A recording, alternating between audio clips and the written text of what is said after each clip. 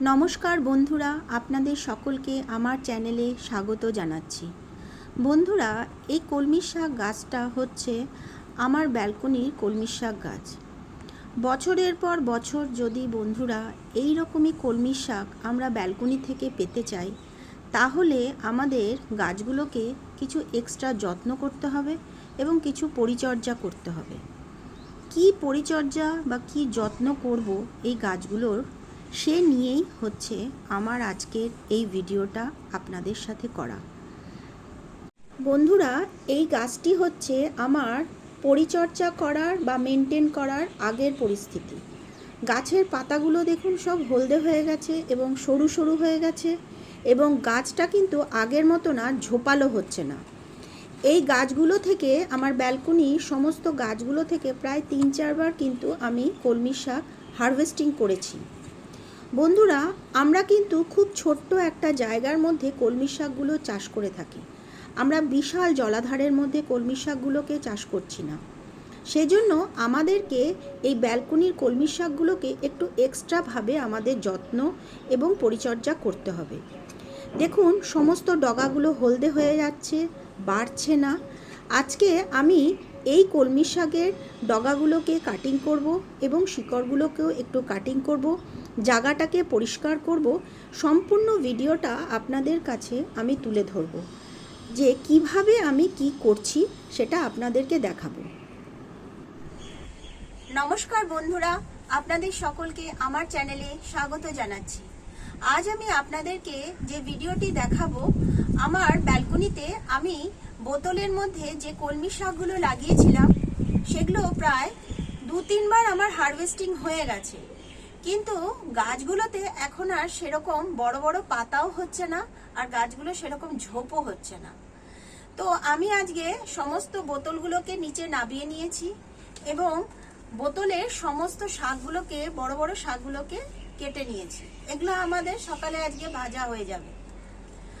এবার আমি করব কি, এই বোতলের যে কলমি শাকগুলো যে লাগিয়েছি সেগুলোকে নতুন করে, শিকড়গুলো বেশ ঝোপ হয়ে গেছে, সেই শিকড়গুলোকে কাটিং করব, আর গাছের ডালগুলোকে কাটিং করব। আর আমি প্রত্যেক সপ্তাহে একবার করে এই বোতলগুলোর মধ্যে একটা তরল জৈব সার দিই। সেই সারটা আপনাদেরকে দেখাবো, কি সারটা আমি দিই।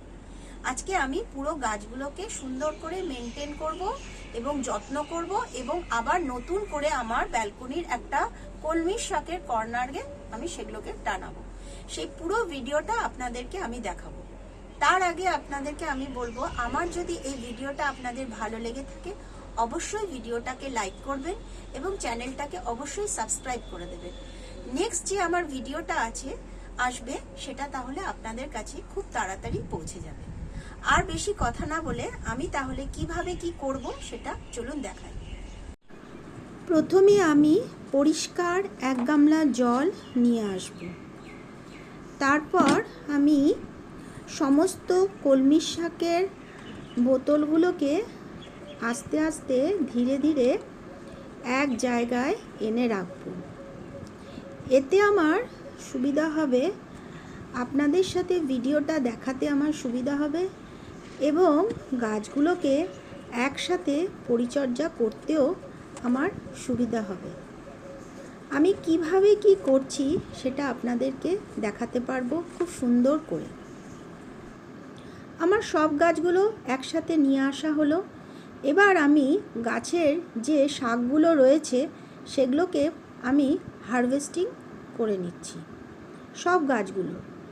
শুধু 1-2 ডগা আমি ছেড়ে দিচ্ছি। দেখুন, এই গাছগুলোকে আমি ফার্স্টে আলাদা আলাদা করে নিচ্ছি। যে মোটা মোটা ডগা রয়েছে সেগুলোকে কেটে নিচ্ছি। দেখুন, গাছের পাতাগুলো খুব একটা আর এখন সবুজ নেই, হলদে হলদে ধরনের হয়ে গেছে। গাছের পাতা কি কখনো হলদে হয়? হলদে কেন হচ্ছে? যেহেতু সেরকম পুষ্টি পাচ্ছে না, গাছ সেরকমভাবে বাড়তে পারছে না। জায়গাটা খুব ছোট এবং শিকড় দিয়ে খুব ঝোপ হয়ে গেছে, সেই জন্য গাছ সেভাবে আর বড় হতে পারছে না। আমাদেরকে মনে রাখতে হবে বন্ধুরা, যে আমরা ব্যালকনিতে বোতলের মধ্যে কলমি শাক করছি, কোনো বড় পুকুরে বা জলাধারে করছি না। সেই জন্য আমাদেরকে সেভাবে মেনটেন করতে হবে।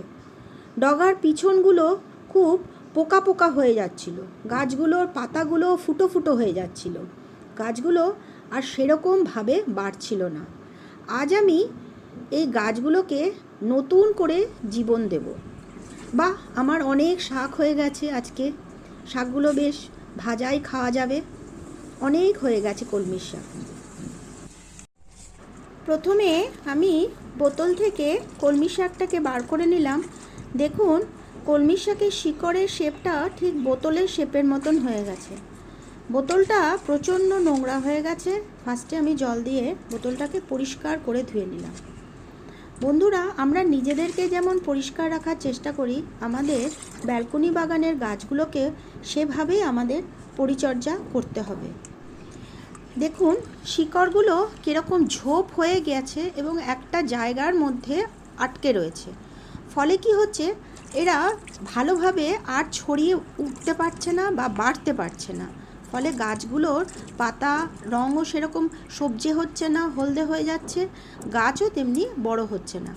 তাই আমাকে করতে হবে কি, শিকড়গুলোকে একটু কাটিং করে দেবো। মেন শিকড়টাকে কাটবো না, বাদবাকি যে আনুষঙ্গিক যে শিকড়গুলো রয়েছে সেগুলোকে কেটে আমি ধুয়ে রেখে দিলাম। আবার একটু পরিষ্কার জল নিয়ে নিলাম গামলার ভেতরে। এবার আমি আর একটা বোতল নিলাম। দেখুন, এই বোতলের শিকড়টাও ঠিক এই বোতলের আকার নিয়ে নিয়েছে। এখানেও দেখুন এইটুকু জায়গার ভেতরে কত শিকড় হয়ে গেছে। তাহলে আমাদের গাছটা কি করে বন্ধুরা বাড়বে, আর কিভাবেই বা ঝোপালো হবে। তাই প্রথমে তো আমি ডালগুলোকে কাটিং করলাম। এবার আমাকে সাইড থেকে যে সরু সরু যে অজস্র শিকড়গুলো বেরিয়েছে সেগুলোকে কাটিং করব। মেন শিকড়টাকে কখনো আমরা কাটবো না। এতে কি হবে, আমাদের গাছটা ঠিক আগের মতন আবার ঝোপালো হবে এবং সুন্দর হয়ে উঠবে। বোতলটাকে সুন্দর করে পরিষ্কার করে ধুয়ে নিলাম।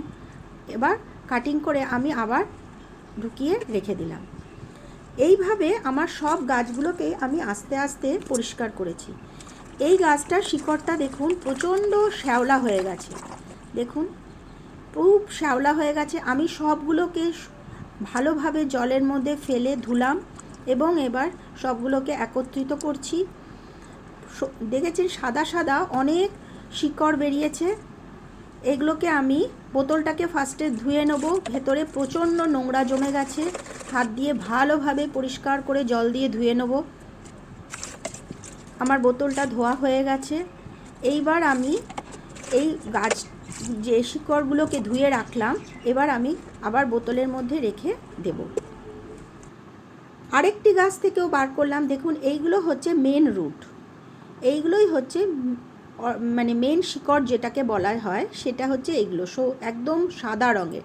আর সাইডে যেগুলো রয়েছে সেগুলো হচ্ছে এক্সট্রা যে শিকড়গুলো বেরিয়েছে। এইগুলো যদি আমরা কেটে দিতে পারি তাহলে গাছের কোনো ক্ষতি হবে না। সব কলমি শাকের ডগাগুলো আর শিকড়গুলো কাটিং করা হয়ে গেছে, আর কৌটোগুলোকেও আমার ভালো করে পরিষ্কার করে নেওয়া হয়েছে। এবার আমার সব গাছগুলো রেডি হয়ে গেছে। এটা হচ্ছে কোকোপিট। এই কোকোপিটটা আমি এই সব গাছগুলোর বোতলের ভেতরে দেব। এই কোকোপিট জলটাকে ধরে রাখতে খুবই সাহায্য করে থাকে। এটি হচ্ছে আমার তরল জৈব চায়ের লিকার।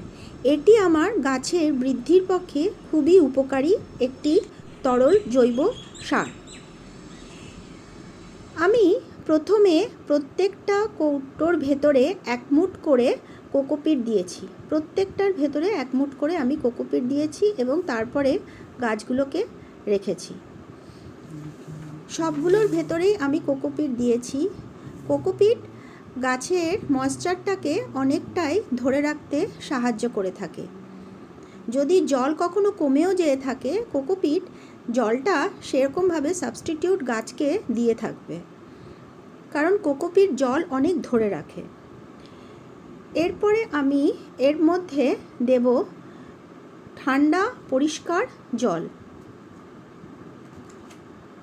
সবসময় আপনারা চেষ্টা করবেন এই গরমকালে ঠান্ডা জলটা দেওয়ার গাছকে, আমি ঠান্ডা পরিষ্কার জল এবার গাছগুলোর মধ্যে দিয়ে দিলাম।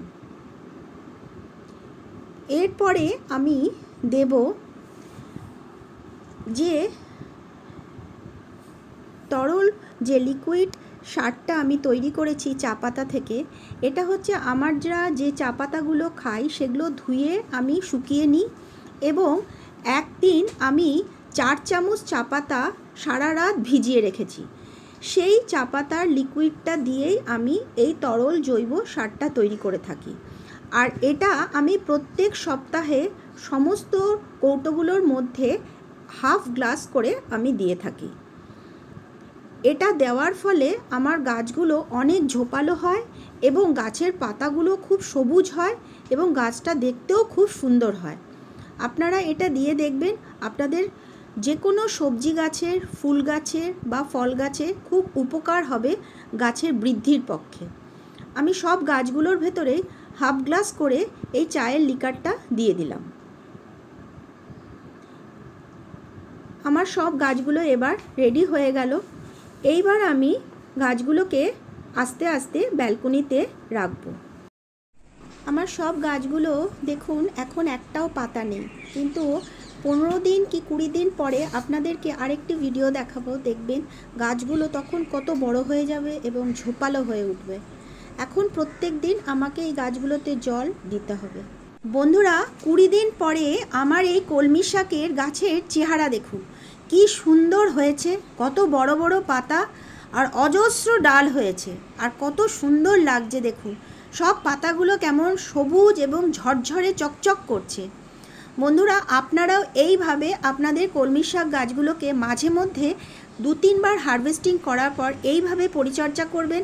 দেখবেন বছরের পর বছর আপনারা এই রকমই কলমি শাক ব্যালকনি থেকে পেয়ে যাবেন।